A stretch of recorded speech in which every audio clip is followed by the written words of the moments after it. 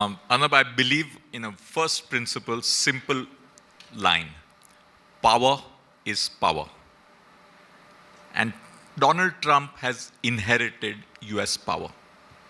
It is the power of the US dollar, it's the power of the US financial system, it's the power of the US military, it's the power of US hegemony in terms of being the largest economy in the world. It has happened over a long period of time. Donald Trump is sitting on that seat and leveraging that. You can do it in the short run, and he's doing it in the short run. I genuinely believe over time, there's a very important aspect of trust.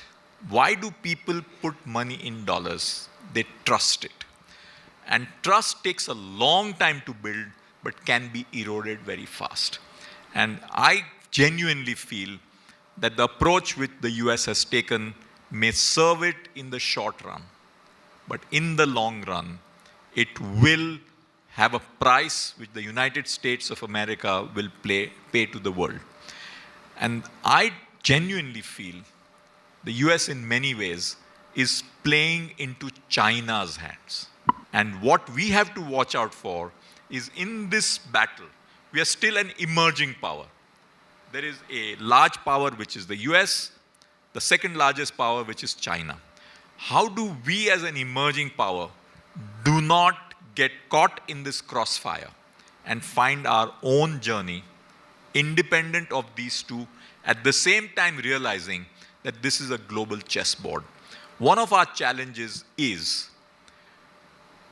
we have a certain important agenda, which I always call is the domestic political economy. Political agenda, yes, yes. And then there is a global agenda. At times, the narratives between the two have to be distinct. And we should not be caught in the middle of these two narratives in terms of deciding what is right for us. And Donald Trump knows what India does not like. He has kept on poking that, hyphenating Pakistan and India, because he knows what is irritating Indians. We should not fall to his bait. We should be clear that there are areas we may have to agree. And there are areas we will have to take a position. But either way, I think we've also got to be clear. The man has huge ego. Yeah, we know Somebody is going to take care of that and make sure that we are playing to it in a manner which is not inconsistent with our domestic objectives. But playing to his ego is an important part of the narrative. You're seeing a world of strong men, okay? And in many countries. And you just saw the way he annihilated Europe in the negotiation. Europe gave away a lot, had to say zero duty for US goods into Europe against 15% duty on European goods into US. I don't think Europeans are happy, but they gave in. The only people who are standing tough against Trump at this stage, and I'm keeping India as a separate discussion, is China. Because China has something to give. US needed the rare earths. US needs things from China because otherwise the domestic economy slows down. Therefore, I am a genuine believer that finally power is power, and India has to dramatically increase its speed for building our raw power. And we, on the economic side, have a lot to do to turbocharge India's growth. What do we have leverage with vis-a-vis Trump? There must be something he wants from us. Now, we can't give in on everything on agriculture because we have our own domestic interests, not just our domestic politics to take care of, and he's pushing agriculture. He's pushing dairy products. We have our farmers, we have our Amul, we have our local interests, which we also need to protect. So how do we balance it out? Because he's going to be unrelenting here on. And how much can this hit India if this continues unresolved? This is a game of chess. What stops India from posturing for a better economic relationship with China? Our strategic relationship has not been seen to be very good. I'm talking about economic relationship. Can you separate the two? My view is we have to play the cards which will make the US uncomfortable. And economics, China has a $100 billion trade surplus with us. We have taken a strategic call that we will get closer to the US and to that extent be a little distant from China. But if US is going the way it is, we have to find what makes sense for us. Finally, it is self-interest. But if they have a $100 billion trade surplus with us, is it Chinese leverage on us or our leverage on China? But China already has that. They already have it. So aren't we supposed to reduce it? How will you reduce it? Now you will have a challenge. Shouldn't we do that? But that is back to domestic manufacturing. Yes. I mean, India imports Ganeshas and Rakhis. Yes. Shouldn't we stop doing that? But then we have to produce cheaper here. Can we produce cheaper We here? should.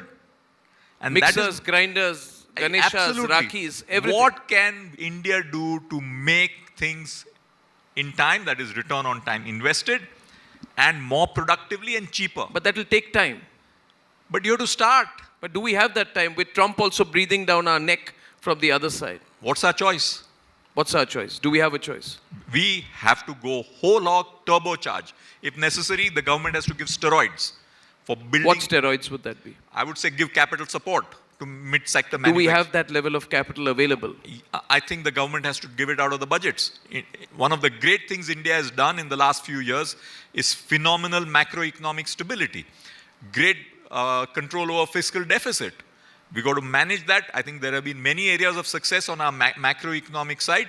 We have to use that leverage to turbocharge India's businesses. But you're also walking a thin line geostrategically. You mentioned domestic politics to be one thing and international economics on the other. Yeah. May I add a third dimension, which is geostrategic stability? We've been through Operation Sindoor. We don't like the hyphenation with Pakistan. It's unfair. But the fact is that we have a long border with China. We have a long, troublesome border with Pakistan, right? And a line of control. We have to hold our own. We are in no camp, right? And we are still a few years away from getting to that level of defense production and capacity that we should to counter China completely. So what do we need to do? I mean, I think this government's got a lot to do in the next 2 or 3 years. Arnab, the biggest strength India has is its domestic part of the economy. Our international part of the economy is much smaller than a China, a Japan, Middle East, or any other country. And fortunately, oil prices are low. So we are in a reasonably good macroeconomic situation. And this is the time to turbocharge at steroids India's domestic economy, finance it, grow it, and relentlessly focus. Keep buying oil from Russia. I don't know the impact of that. That's a matter of negotiation. What would you do? It depends on what the terms of sanction are. So that's a simple trade call. But then you'll spoil the relationship with Russia if you relent there. Look, you have to figure out what it costs. Finally, we have to do our self-interest. Go back to cash flow. How much is the cash flow you'll give up for what? And that's the trade you have to calculate very carefully and very smartly and succinctly. Do you think we are in for rough weather in the next 2-3 years? I would like every Indian to assume we will be in rough weather and prepare to do very well in rough weather. Men and women and strength are built not in good weather. It's built when the going gets tough. Oh, that's amazing. And the going gets tough, tough get going. Indians must wake up. We should get out of our comfort zone that everything is great, even if it is. Let us have a sense of a paranoia. Okay, India is going to be getting attacked from the global side. What are we doing? How are we shaking ourselves? And it takes me back to the 80s and 90s when many of us were very insecure about India's future. Yes. And we were convinced we'll build it. You remember in 1992, when India first started opening up, there was this so-called Bombay Club, worried about being attacked by the foreigners. Yeah. But that same Bombay Club and manufacturers, whether it's Tatas, Mahindras, Bharat Forge and Kalyani's, Bajaj, they all woke up, and by year 2000, Indian manufacturers started competing with the best in the world. So where is that sense of paranoia in every Indian? I genuinely believe Indians should get out of their comfort zone. Yeah. This is the time for Indians to wake up and say, next 2 or 3 years are tough for us.